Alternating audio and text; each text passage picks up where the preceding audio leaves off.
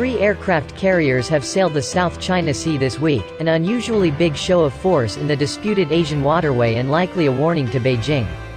China is all but sure to respond with its own show of force, yet neither side is expected to fire a shot.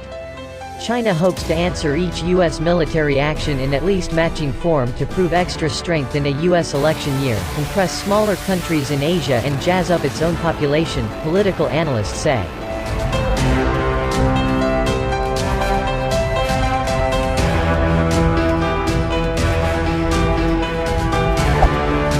Chinese policy is if the U.S. does something, we need to respond in proportion at the same level of intensity and at the same level of seriousness, said Yun Sun, East Asia Program Senior Associate at the Stimson Center Research Organization in Washington. The Nimitz and Ronald Reagan groups were to hold integrated exercises and operations that maintain responsive, flexible, and enduring commitments to mutual defense agreements with allies and partners in the Indo-Pacific, U.S. Indo-Pacific Command said in a June 29 statement. China will answer in kind, militarily, politically or diplomatically, in part because it knows U.S. President Donald Trump might leave office after elections in November, Sun said.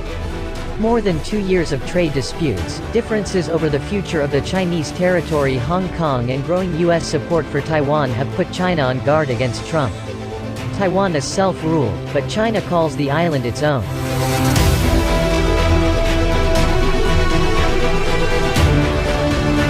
China might believe that it has nothing to lose during the rest of the Trump administration and may as well use this opportunity to resolve all the difficult issues Beijing had always wanted to do but were not able to do, and now is a good time, Sun said. Officials in Beijing last month passed a security law aimed at stopping protests in Hong Kong, to Washington's chagrin, and battled Indian troops over a separate territorial dispute with Washington's ally New Delhi. The communist leadership in Beijing would respond to the U.S. aircraft carriers to remind the world of its influence in Asia, especially the South China Sea, said O.A. Sun, senior fellow with the Singapore Institute of International Affairs. He likened that ambition to the 1823 Monroe Doctrine, a U.S. policy saying European powers should keep out of the Americas and vice versa.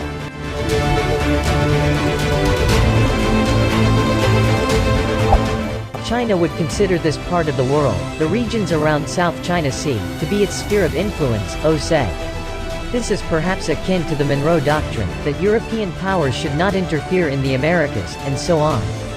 Beijing is the militarily strongest claimant to the South China Sea, a 3.5 million square kilometer waterway prized for fish and energy reserves. Brunei, Malaysia, the Philippines, Taiwan and Vietnam vie with China over all or part of its claim to about 90% of the sea. Washington says the sea should stay open internationally. Under Trump, the U.S. government has helped Vietnam, Taiwan and the Philippines buck up their armed forces. Chinese officials obviously don't welcome all these U.S. warships to pass by, O said.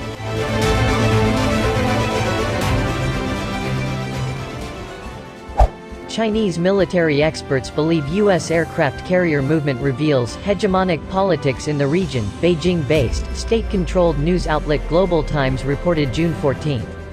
China could counter it by holding military drills and showing its ability and determination to safeguard its territorial integrity, the news website said. China has shown this resolve to match U.S. naval activity in Asia already. Previous exchanges chilled Sino-U.S. relations and deterred smaller Asian countries from taking sides but never sparked conflict. U.S. warship passages through a strait separating Taiwan from China have met since 2017 with frequent Chinese Air Force flights into Taiwanese airspace, for example. After the guided missile destroyer USS Barry passed near Chinese holdings in the South China Sea in April, Beijing renamed 80 islets and submerged features in its favor.